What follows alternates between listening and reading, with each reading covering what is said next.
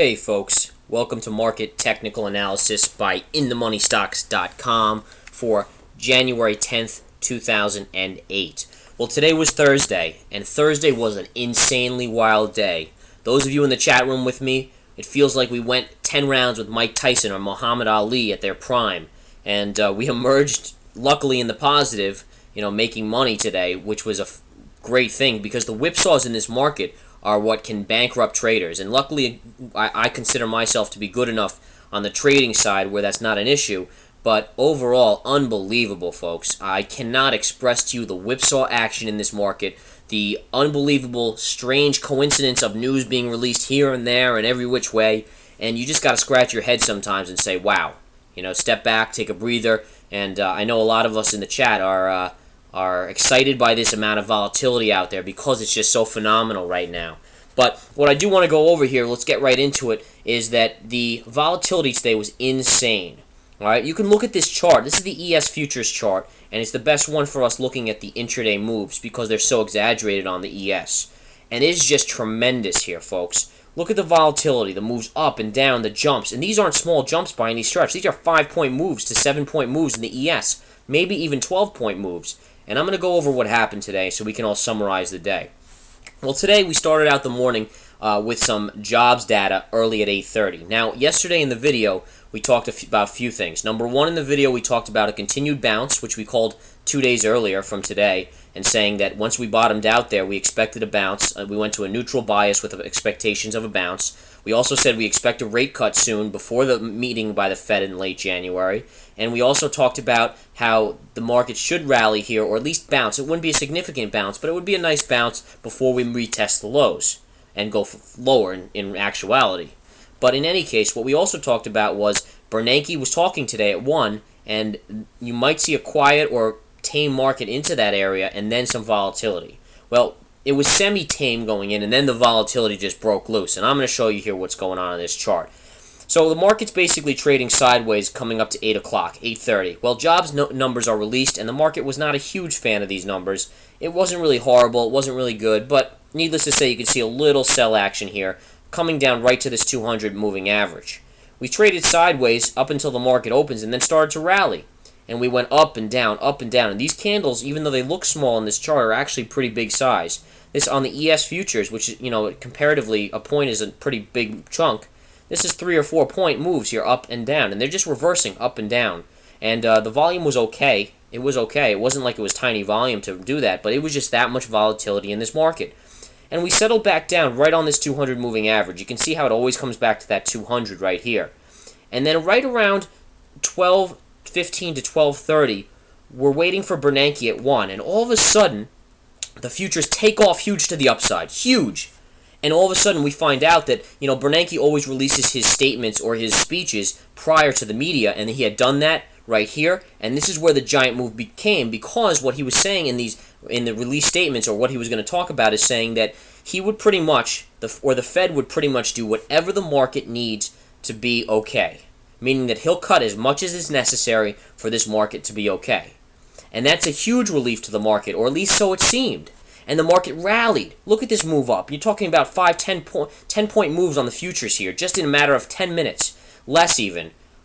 Just a tremendous rally up. And then people started to say to themselves, wait a minute, what does that mean? Okay, so he's saying, the Fed's saying they'll do whatever it takes, right? But is that necessarily a good thing? Or does that mean that the economy's in worse shape than we all thought, or in very bad shape? Because if the Fed's saying that, things must be pretty bad. And that's what the market took out of this. And all of a sudden, you started to see sell programs, the selling in the futures, dipping, all the way back to this 200. And notice how it always comes back to this 200.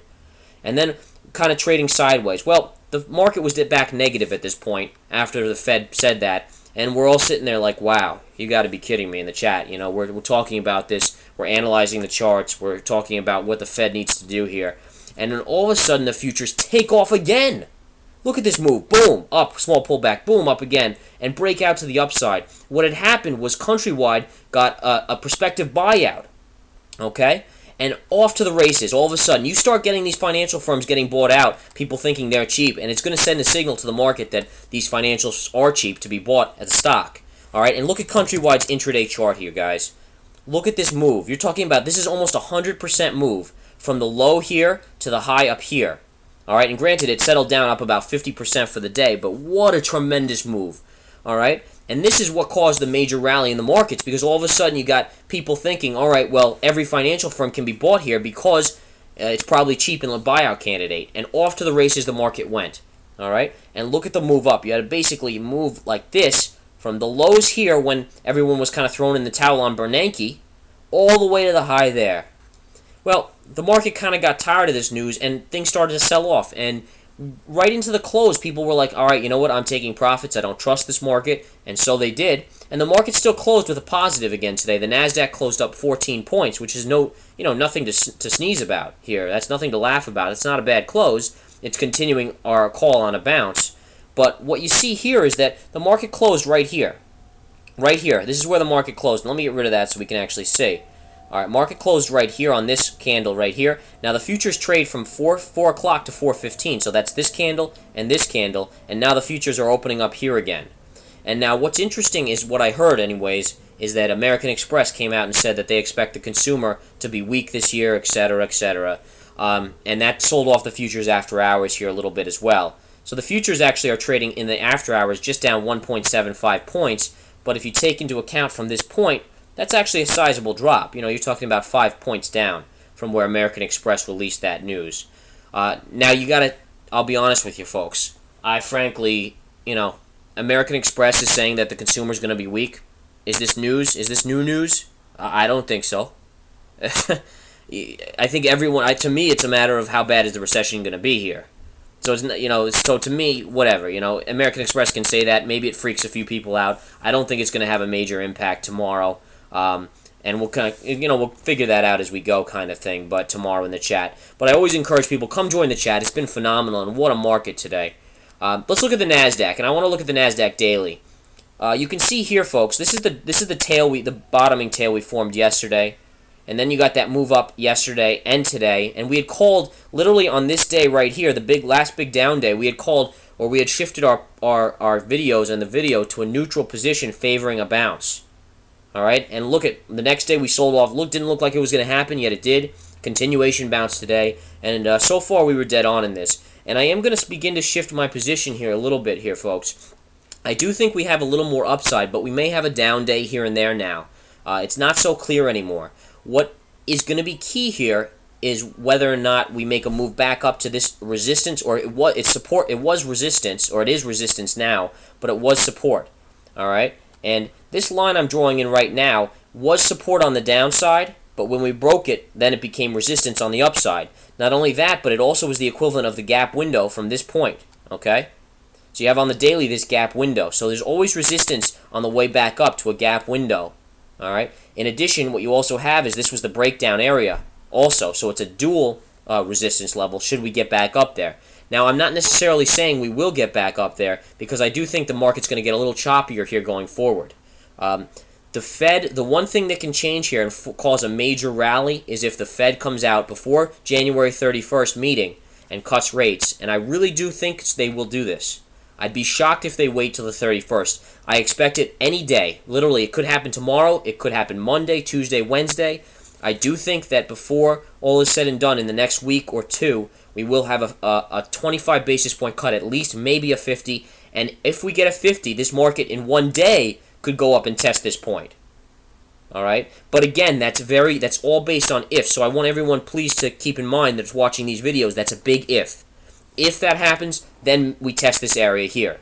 If that doesn't happen, then you're going to see sideways chunky trading now and possibly some down days again. Maybe a retest of the low, maybe another bounce up here in this area. But I'd be shocked without a Fed rate cut here as if we test this area, folks, okay? So keep that in mind. I am kind of altering my position. That is going to be more sideways to up now instead of a full bounce on less of the Fed cut before the meeting here. All right, we'll continue to materialize. And again, guys, this is just my humble opinion. I just kind of make this stuff as I go based on what I see in the charts. So obviously, consult your financial advisor before making anything, because anything can happen on any day. We could go up 300 points tomorrow. We could drop 500 points tomorrow. I don't really know. Frankly, my magic 8 ball only works sometimes. So keep that in mind. But in any case, this is what I'm seeing in the charts. The MA pattern is possibly forming here on the NASDAQ and continuing to form. And this is looking like the A pattern now that's forming. And the A pattern could trade as high as here again or somewhere in this area before we flush down, breaking the low. Again, support will be right here at the lows again. But once that's taken out, then we're probably going back to March lows at least, if not lower in this market. All right, so again, countrywide big news today. Everything's been crazy. Come join the chat. It is fun. It is, as I narrate the chat on a mic, so it's very exhausting for me on days like this as I give a play-by-play of the market. But it's fun. You learn a ton. You make some money, hopefully, although who knows if you make money, but I hope everyone does. And just a great time overall. We have a great group of individuals in there that call out their trades, call out resistance, support levels, and it's just fun overall. Have a wonderful day, guys. We'll be back with more analysis tomorrow. It's promising to be another wacky day. Take care.